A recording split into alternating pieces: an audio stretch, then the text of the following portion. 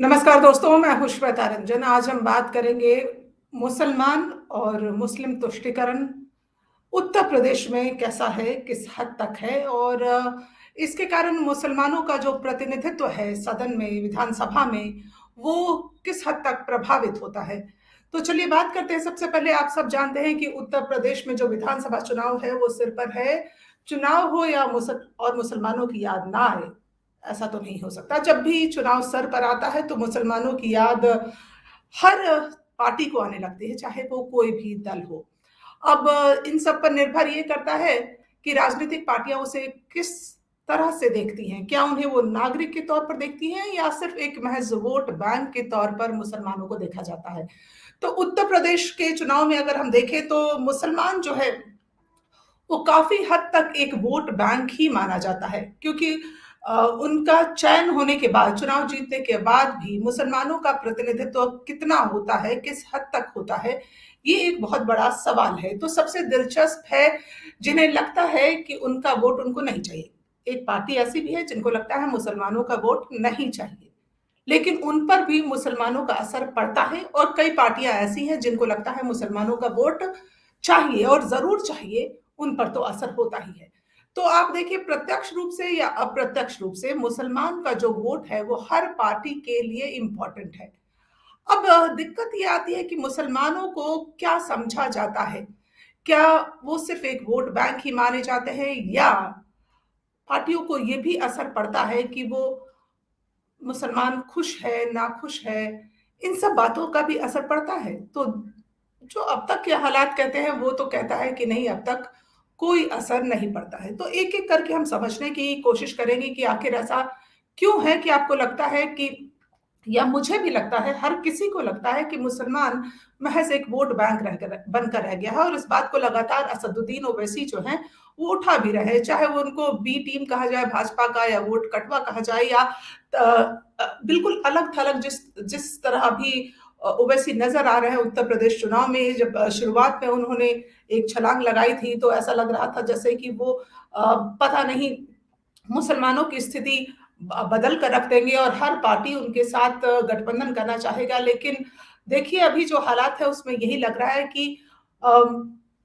मुसलमानों की जो एक हितैषी बनकर जो पार्टी सामने आई है, एआईएमआईएम, वो बिल्कुल अलग थलग पड़ी है। चाहे वो 100 सीटों पर अपने प्रत्याशी उतारने की वो बात कर चुके हैं ओवैसी, लेकिन फिर भी हर पार्टी ने उनसे किनारा कर लिया। पहले ओम प्रकाश राजभर के साथ वो नजर आए, लेकिन फिर जब उन्होंने सपा से गठबंधन कर लिया तब भी वो अलग हो गए।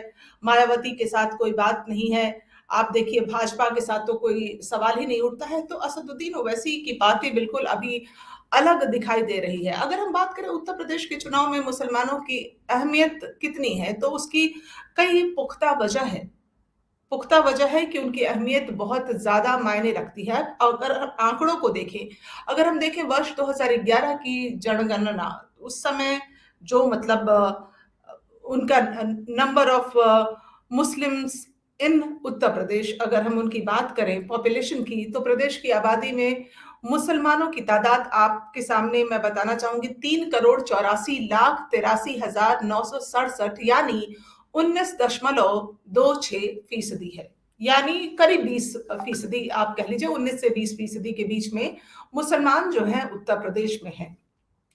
अब ऐसा कहा जा सकता है कि राज्य का अगर देखा जाए तो हर पांचवा शख्स जो है वो मुसलमान है। और अगर समूह के तौर पर देखें तो ये एक बड़ी आबादी है जो कि वोट बैंक को प्रभावित करती है, कहीं कम प्रभावित करती है तो कहीं ज्यादा प्रभावित करती है, लेकिन पूरे प्रदेश में है। अब कई इलाके ऐसे हैं, जैसे कि अगर आप ले लें पश्चिमी उत्तर प्रदेश, ले लें पूर्वी उत्तर प्रदेश, ले लें रुहेलखंड, तराई, अवध क्षेत्र, यहाँ पर इनकी आबादी का बड़ा हिस्सा है। यानी ये वोट बैंक को सीधे सीधे प्रभावित कर सकते हैं। तो कई इलाकों में तो बहुत ज्यादा प्रभावित करते हैं और कई इलाकों में हल्का भी प्रभावित करें, लेकिन उससे वोट बैंक तो प्रभावित होता ही है। अगर हम आंकड़ों पर देखें, centre for the study of developing societies के आंकड़े यानी सीएसडीएस के मुताबिक 144 ऐसे विधानसभा क्षेत्र हैं, 144, जिनमें मुसलमान वोटरों की संख्या बाकी इलाकों के बनिस्बत ज्यादा है। यानी जो मैं आपसे कह रही हूं कि वो वोट बैंक को प्रभावित करते हैं, तो काफी ज्यादा है। ऐसे 144 144 ऐसे इलाके हैं। 74 विधानसभा क्षेत्रों में अगर 144 में से हम 74 को अलग करें तो उसमें तो 30% मुसलमान हैं। यानी 30% वोट बैंक किसी भी इलाके के लिए, विधानसभा क्षेत्र के लिए बहुत मायने रखता है। उसी तरह हम देखिए, अगर 70 विधानसभा क्षेत्र, जैसे 144 में से मैंने 74 अलग किया, और 70 ऐसे विधानसभा क्षेत्र हैं जहां मुस्लिम वोटरों की संख्या 20 से 29% है, तो ये भी कम नहीं है। तो यानी कई जगह पर बिल्कुल डायरेक्ट प्रभाव डालते हैं, कहीं पे इनडायरेक्ट हल्का प्रभाव डालते हैं, लेकिन ये रुख तय करते हैं, किसी भी इलाके में चुनाव का रुख तय करते हैं। लेकिन मुसलमानों को अगर हम उनकी स्टडी करें उत्तर प्रदेश में, क्या अगर हम पूरे देश में भी स्टडी करें, तो मुसलमान ऐसा नहीं है कि अब तक चाहता रहा है कि उनको कोई मुसलमान लीडर ही चाहिए, या मुसलमान जो वर्ग है वो ये भी नहीं चाहता। अब पहले बहुत होता था कि जो उनके धर्मगुरु हैं उनसे वो प्रभावित होते थे, लेकिन उन्होंने जो कह दिया उसको मानते थे, उलेमाओं की बात मानते थे, मौलानास की बात मानते थे, लेकिन अब ऐसा नहीं है। अब वो सोचने समझने की शक्ति रखते हैं, वो जानते हैं उनके लिए क्या सही है। और अब तक जो हम देखें, इतिहास अगर देखें देश का, तो हमको ये समझ में आता है कि मुसलमानों को ऐसा नहीं है कि सिर्फ अपने ही वर्ग से कोई नेता चाहिए, उनको सेक्युलर चाहिए। उनको कोई भी ऐसा नेता नहीं चाहिए, ऐसा लीडर नहीं चाहिए जो कि बिल्कुल एक वोट बैंक को अपने साथ लेकर चलता हो। फॉर एग्जाम्पल भाजपा जैसे हिंदुत्व की राजनीति करती है, लेकिन कुछ ऐसे वर्ग हैं जो भाजपा को भी वोट करते हैं। लेकिन समझ में नहीं आता कि जब इतना वोट बैंक वो प्रभावित कर सकते हैं, तो उनकी राजनीतिक हैसियत मान लीजिए या उनकी हिस्सेदारी मान लीजिए, वो इतनी इस हद तक प्रभावित कैसे होती है। अब देखा जाए तो हम 2017 के चुनाव की बात करें, यानी 2022 में चुनाव होने वाला है। 2017 में जो यानी कि पिछला चुनाव हुआ था, तो विधायक के तौर पर सिर्फ 24 मुसलमान चुने गए थे और बाद में ये संख्या जो है वो 25 हो गई थी। यानी 403 विधानसभा जिस इलाके में हो और 20% मुसलमान हो और इस हद तक वो प्रभावित करते हो, तो उसमें सिर्फ 24 और या 25, बाद में 25 हुई, इस इतने ही जो है विधायक के तौर पर चुने गए थे। और 403 विधानसभा वाले पूरे उत्तर प्रदेश में मुसलमानों की हिस्सेदारी लगभग 6.2% ही है। यानी कि इस हद तक आप देखिए उस पर असर डालता है। देखिए, मैं आपके सामने ये आंकड़े पेश कर रही हूँ। 2012 के चुनाव में जब देश 2017 की बात कर रहे हैं, 2017 के चुनाव में 25 मुस्लिम विधायक चुने गए थे। सपा के 67 उम्मीदवारों में से 17, बसपा के 97 में से मात्र 6 और कांग्रेस के 2 मुस्लिम जीत पाए थे। डॉक्टर अयूब की पीस पार्टी को कुल 2,27,998 वोट यानी 0.3% हासिल हुए थे, जबकि एआईएमआईएम को 0.2% यानी मात्र 2,05,232 वोट प्राप्त हुए थे। तो आप समझ सकते हैं, इन आंकड़ों पर अगर आप नजर डालें तो ऐसा भी नहीं है कि डॉक्टर अयूब की पीस पार्टी सिर्फ जो मुसलमानों की राजनीति करती हो या एआईएमआईएम वो बहुत ज्यादा वोट अपने साथ लेकर चले गए हों, ऐसा भी नहीं है। और सपा के 67 उम्मीदवारों में से 17, बसपा के 97 में से 6, कांग्रेस के 2 मुस्लिम ही जीत पाए थे। वैसे ही अगर हम देखें कि सबसे ज्यादा सीट जीतने वाली पार्टी एक भी उम्मीदवार मुसलमान नहीं था। अगर हम भाजपा की बात करें तो भाजपा की तरफ से ऑफ कोर्स एक भी मुसलमान जो था वो उम्मीदवार नहीं था। पिछले 3 दशकों के चुनाव नतीजे बताते हैं कि विधानसभा में मुसलमानों की जो हिस्सेदारी थी उसका रिश्ता भारतीय जनता पार्टी जिस तरह से आगे आई है उससे भी उसका असर पड़ा है। जो जनता पार्टी का जो उभार है, यानी जिस तरह से भारतीय जनता पार्टी ने अपने आप को फैलाया है पूरे राज्य में, उसका सीधा असर पड़ता है मुसलमानों की हिस्सेदारी में। जब भी भारतीय जनता पार्टी की सीटें दूसरे दलों के मुकाबले काफी ज्यादा रही हैं, यानी कि जो पूर्ण बहुमत से जब भाजपा जीत कर आई और बहुत ज्यादा हिस्सेदारी रही है, तो मुसलमानों की हिस्सेदारी पर इसका सीधा असर देखा गया है। इस लिहाज से अगर हम देखें तो देखिए 1991 के विधानसभा चुनाव में भाजपा की जबरदस्त जीत के बाद मुसलमानों की जो हिस्सेदारी थी वो काफी कम हो गई, उस पर बहुत ज्यादा असर आया था। और ये वो साल था जब चुनाव में भाजपा ने अपने बल पर सरकार बनाई थी, यानी 1991 की मैं बात कर रही हूं। और अभी आप देखिए 2017 में मैंने उसके आंकड़े भी आपके सामने प्रस्तुत किए हैं। और इसके बाद चुनाव के नतीजे जैसे आए उसमें मुसलमानों की हिस्सेदारी बढ़ती दिखाई दी, क्योंकि भाजपा का वर्चस्व कम हुआ 91 के बाद, तो बाकी मुसलमानों की हिस्सेदारी जो है बढ़ी है। अब 2012 के बात करती हूँ, जो आंकड़ा मैं आपके सामने पहले प्रस्तुत कर रही थी, ये देखिए आप 2012 को देखिए। 2012 के चुनाव में जब प्रदेश में सपा की पूर्ण बहुमत की सरकार बनी थी, तब 64 मुस्लिम विधायक चुने गए थे। सपा के 41 थे, बसपा के 15, पीस पार्टी और निर्दलीय 3-3 विधायक चुने गए थे, कांग्रेस के 2 विधायक थे। यानी कि 2012 के अगर हम चुनावों की बात करें, तो यह जो हिस्सेदारी थी 17.12% पहुंच गई थी। यानी जितनी आबादी लगभग उतनी ही हिस्सेदारी थी। अब इसकी तुलना में अगर आप देखें, जैसा मैंने आपके सामने पहले प्रस्तुत किया, 2017 के चुनावों में अगर हम नतीजे पर गौर करें तो हम देखते हैं कि उनकी हिस्सेदारी जो है वो कम हुई, 11% कम हुई। यानी 2012 में अगर ये 17.12% इनकी हिस्सेदारी थी, तो आप ये देखिए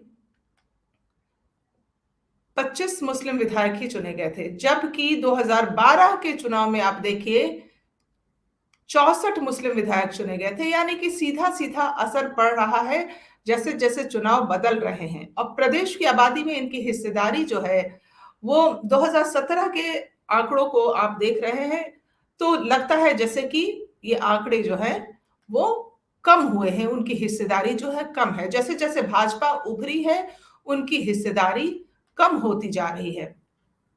लेकिन सवाल ये उठता है कि 2022 के चुनाव में मुसलमान क्या करेंगे? क्या होगा? अब असदुद्दीन ओवैसी लगातार बेबाकी से बोल रहे हैं, हर मुद्दे पर आकर वहां वो प्रचार कर रहे हैं, हर मुद्दे पर अपनी राय रख रहे हैं, लगातार रैलियां भी करते हैं। तो उसके बाद मुस्लिम वोट जो है वो किस ओर जाएगा? क्या वो असदुद्दीन ओवैसी की पार्टी की ओर जाएगा, और या फिर जैसे सपा के साथ एक लंबा जुड़ाव रहा है मुसलमानों का, या फिर बसपा के साथ, या फिर कांग्रेस के साथ, भाजपा के साथ, तो कुछ वर्ग है जो वोट करते हैं। तो या मुसलमानों का वोट बैंक जो है वो सिर्फ इस मिथक में बंद कर रह गया है, इस भ्रम में बंद कर रह गया है, एक ऐसा खांचा बन चुका है जिसमें कि उन्हें सिर्फ राजनीतिक चश्मे से देखा जाता है। यानी कि अ, हर पार्टी उन्हें अपनी तरीके से भुनाने की कोशिश में ही लगी रहती है। तो अभी ये फिलहाल ये समझ में नहीं आ पा रहा है कि उनका जो रुझान होगा, जो झुकाव होगा, वो किस तरफ होगा। लेकिन जैसे मुसलमान एक वोट बैंक बनकर रह गया है और वो एक ही पार्टी को वोट करते हैं, ऐसा माना जा रहा है, लेकिन माना जाता है। लेकिन ये भी नहीं है, क्योंकि कई दल हैं जिनको मुसलमानों का रहनुमा कहा जाता है। जैसे लगातार ये सवाल सपा पर भी उठते हैं और ये माना जाता है कि वो मुसलमान जो है एक भेड़ चाल चलते हैं, एक ही तरफ का सोचते हैं, और उनका मुसलमानों का जो नजरिया भी राजनीतिक हिस्सेदारी में बाधा बनता है। यानी ये जो मुसलमानों को लेकर लोग सोचते हैं कि नहीं, वो एक भेड़ चाल चलते हैं, वो अपने उलेमा की बात मानते हैं, वो अपने मौलाना की बात मानते हैं, धर्मगुरुओं की बात मानते हैं, तो ऐसा भी नहीं है ये। लेकिन हाँ, काफी हद तक ये एक, चूंकि उनको लेकर एक सोच ऐसी डेवलप हो गई है, तो ये एक बाधा बनती है मुसलमानों को लेकर। तो इसकी वजह से आम लोगों का जो एक बड़ा तबका है कह लीजिए, या पार्टियां हैं, वो किसी खास के साथ किसी खास के विरोध में देखी जाती हैं।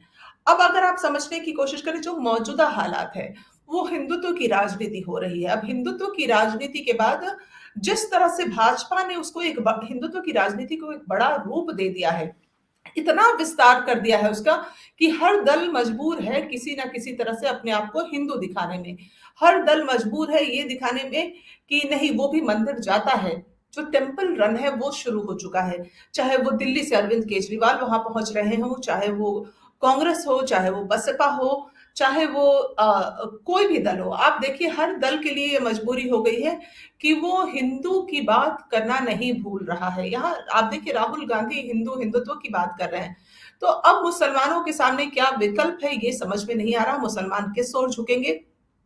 असदुद्दीन ओवैसी किस हद तक पूरे वोट को प्रभावित कर पाएंगे, अपने हिस्से में ले पाएंगे? क्योंकि वो लगातार कह रहे हैं कि जो मुसलमान हैं वो विधायक एक तो कम चुने जाते हैं, और अगर चुने जाते भी हैं तो फिर उनकी हैसियत जो है विधानसभा में वो बहुत कम होती है। उनकी हिस्सेदारी बहुत कम होती है। तो ये जो मुस्लिम वोट बैंक है, वो आपको जैसे मैंने बताया कि 19% है, कहीं न कहीं ये असर तो डालता ही है और ये बहुत ज़्यादा इस बार भी प्रभावित करेगा। हालाँकि तमाम दल जो है हिंदुत्व की राजनीति करने में जुट गए हैं, लेकिन असदुद्दीन ओवैसी जिस तरह से, जिस अंदाज़ से सामने आए हैं, तो हो सकता है कि जो मुस्लिम समुदाय है उत्तर प्रदेश का, वो अपने सामने एक और विकल्प देख रहा हो, क्योंकि वो इतने सालों से ये देख रहा है कि जो भी राजनीतिक दल प्रदेश में हैं, सिर्फ़ उन्हें चुनाव के समय याद करते हैं, उनको वो हिस्सेदारी नहीं देते, उनको वो हैसियत नहीं मिलती। और भाजपा ने जिस तरह से एक लकीर खींच दी है हिंदू और मुसलमानों के बीच में, एक दरार पैदा हो गई है, सांप्रदायिक राजनीति का रंग जो चढ़ गया है उत्तर प्रदेश के चुनाव में, और ये एक अब आप कह लीजिए अफ़ीम की तरह है, जो पूरा खोखला कर देगा, दीमक की तरह है। और लेकिन धर्म की राजनीति एक आप कह लीजिए यहाँ चालू है उत्तर प्रदेश में। अब मुसलमानों के ऊपर निर्भर करता है कि वो किसका चयन करते हैं। क्या जिस राजनीतिक चश्मे से उनको देखा जाता है, उसको वो समझ पा रहे हैं, नहीं पा रहे हैं? क्योंकि ऐसा भी नहीं है, उन्होंने बार-बार ये इशारा किया है कि अब वो पहले की तरह नहीं सोचते। अब वो एक अलग अंदाज़ में सोचते हैं। अपनी खुद की एक राजनीतिक समझ रखते हैं और जिस उफ़ान पर है उत्तर प्रदेश का चुनाव, जिस चरम पर है, आप देखिए अभी तो चुनाव दूर है, तब ये हालात बन रहे हैं। तो प्रदेश की राजनीति में ऐसा नहीं है कि हिंदू-हिंदू करने से मुसलमानों की जो अहमियत है वो कम होने वाली है। मुसलमानों का वोट बैंक एक बड़ा वोट बैंक है जो कि प्रदेश की तमाम पार्टियाँ हैं अपनी तरफ खींचने की पूरी कोशिश करेंगी। अब बहुत कुछ निर्भर करेगा प्रदेश के मुसलमानों पर। इस टॉपिक पे फिलहाल इतना ही, आपसे फिर जुड़ूँगी। हमारे साथ बने रहिए, हमारे चैनल को लाइक और सब्सक्राइब ज़रूर कर लीजिए, ताकि हम आपके लिए इस तरह के मुद्दे उठाते रहें। अभी आप मुझे दें इजाज़त। नमस्कार।